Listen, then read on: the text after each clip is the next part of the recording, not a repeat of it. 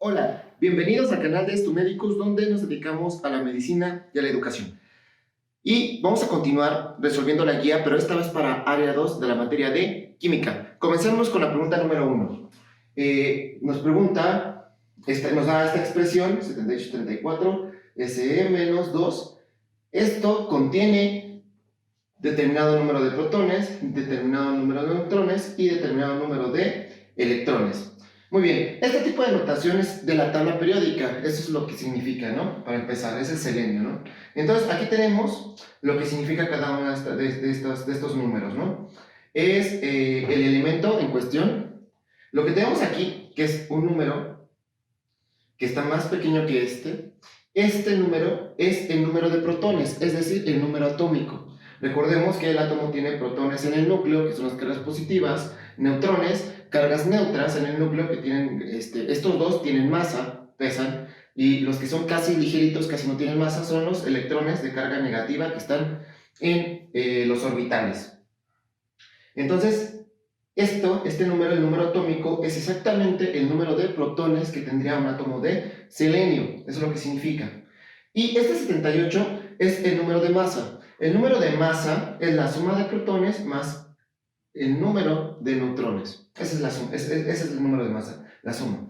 Entonces, es decir, que 74 le sumo lo que le hace falta para llegar a 78, tendré el número de neutrones. Y finalmente, el que está aquí es el número de oxidación. Este es el número de cargas. Bien, supongamos que tenemos entonces 34 cargas positivas, que son los protones. Los electrones tendrían que ser 34 también. Si fuera neutro, 34, 34, esto sería 0. Pero ¿qué creen? Aquí hay un menos 2. Los protones no pueden salir del núcleo, pero los electrones sí pueden irse o llegar. Entonces, aquí nos está diciendo que hay dos cargas negativas extra. Es decir, en vez de tener 34 electrones, tiene dos cargas negativas extras, es decir, tiene 36 electrones. Entonces, ya que hemos aclarado todo eso, vamos a ver los incisos. ¿Cuántos protones tendría? Bueno, pues ya sé que tiene 34. Muy bien, ya vi que entre todos, solo un inciso. Desde ahí ya tengo mi respuesta correcta. ¿Cuántos protones, cuántos neutrones tendría? Tiene la suma de 34 para 78, es decir, 44. ¿Y cuántos electrones tendría? Bueno, si fuera neutro tendría 34, pero ya vemos que tiene menos 2, entonces tendría 36 electrones. Muy bien, entonces tu respuesta correcta para la pregunta número 1, que corresponde a la 23 de la guía, es el inciso B. Continuamos con el problema número 2 de su guía, que corresponde al número 24, y nos pregunta el número de gramos que tendría 0.5 moles de ácido fosfórico, H3PO4. Muy bien, entonces para hacer esta equivalencia necesito, hay que fijarse muy bien qué es lo que nos está preguntando. Me está preguntando gramos, ¿cuántos gramos habría de estos moles, ¿no? Y de esta molécula. Muy bien, entonces para hacer esta conversión, es una simple conversión, es necesario obtener la masa molecular a partir de las masas atómicas. Muy bien, ¿qué es lo que significa una masa atómica? Nos está diciendo cuántos gramos pesaría un mol de átomos de ese elemento. Recordemos que así como una docena tiene 12 unidades, así como una centena tiene 100 unidades, un mol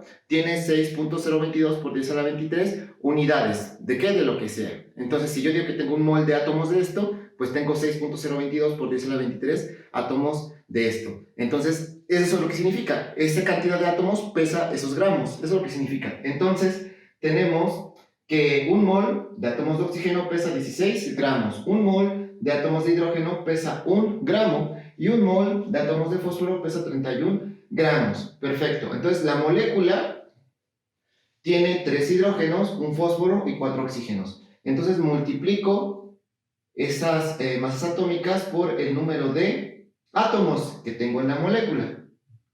Lo sumo y lo que voy a obtener es la masa molecular, es decir, cuántos gramos pesaría un mol de ácido fosfórico. Perfecto, ya tengo la equivalencia. Ahora sí puedo ir al factor de conversión. 0.5 moles de ácido fosfórico Abro mi factor de conversión. Si tengo moles arriba, tengo que tener moles abajo. Así sé que se van a eliminar y voy a tener aquí la equivalencia. Un mol, ¿cuánto pesa? 98 gramos de ácido fosfórico. Entonces, 0.5 moles por 98 gramos, obtendré gramos de ácido fosfórico. Y el resultado de esta operación elimina los moles, me quedo con gramos y me daría 49 gramos de ácido fosfórico. Y entonces nada más veo en mis resultados cuál sería el resultado que me da, y es el inciso A. Aquí hay que tener mucho cuidado porque el inciso D también está muy cercano de la cifra. Hay que tener en cuenta que se redondeó esta cifra, procuren redondearlos porque este era 30.9, entonces se redondea a 31, así es como te va a dar cerrado, ¿no? Entonces tengan mucha atención en eso. Entonces la respuesta correcta será el inciso A. Y terminamos con la pregunta número 3, que corresponde al 25 de su guía, y nos pregunta: es el factor estructural que determina el punto de ebullición y la capacidad calorífica, características del agua. Es importante resaltar que el agua tiene una elevada capacidad calorífica y un elevado punto de ebullición. Comencemos a hablar primero del factor estructural, ¿no? La estructura del agua. El agua es una molécula que está formada por un oxígeno y dos hidrógenos. Estos están unidos por enlaces covalentes polares. ¿Qué quiere decir que sea polar? Que en este caso el oxígeno tiene más electronegatividad que el hidrógeno, entonces jala con más fuerza los electrones, y aparte tiene pares de electrones libres en su estructura atómica.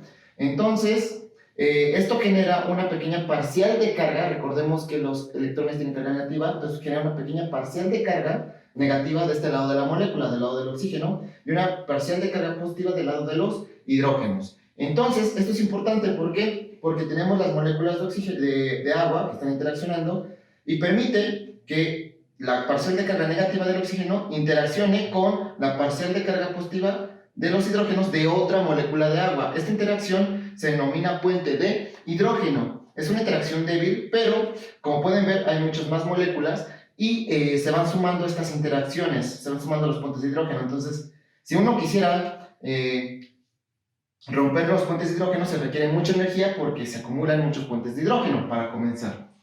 El punto de ebullición es el punto de temperatura al cual una sustancia líquida pasa a ser gaseosa. Ese es el punto de temperatura, ese es el punto de ebullición. Y la capacidad calorífica es la cantidad de calor que se necesita para elevar un grado centígrado determinada cantidad de agua. Esa es la capacidad calorífica. Cabe resaltar que se requiere mucha energía para elevar la temperatura del agua. Es algo interesante. Y ahorita vamos a ver por qué. Ya vemos por el factor estructural, ¿no? Ahora sí vamos a los incisos.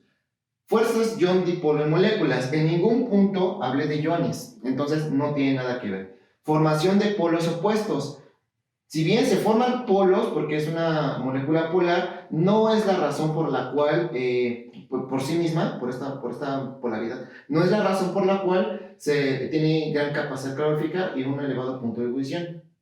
Distancia de separación entre las moléculas. Recordemos que la distancia de separación entre las moléculas lo único que determina es el estado de agregación. Entre más separadas son gases, un poquito más juntas son líquidos, y más pegadas son sólidos. Pero no es la razón eso no explicaría la capacidad calorífica.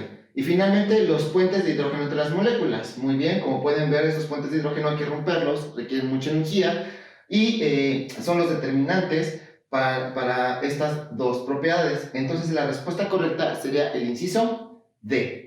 Si te ha gustado el video, recuerda darle like, compartir, suscríbete para que no te pierdas nada de nuestro contenido, y nos vemos hasta la próxima.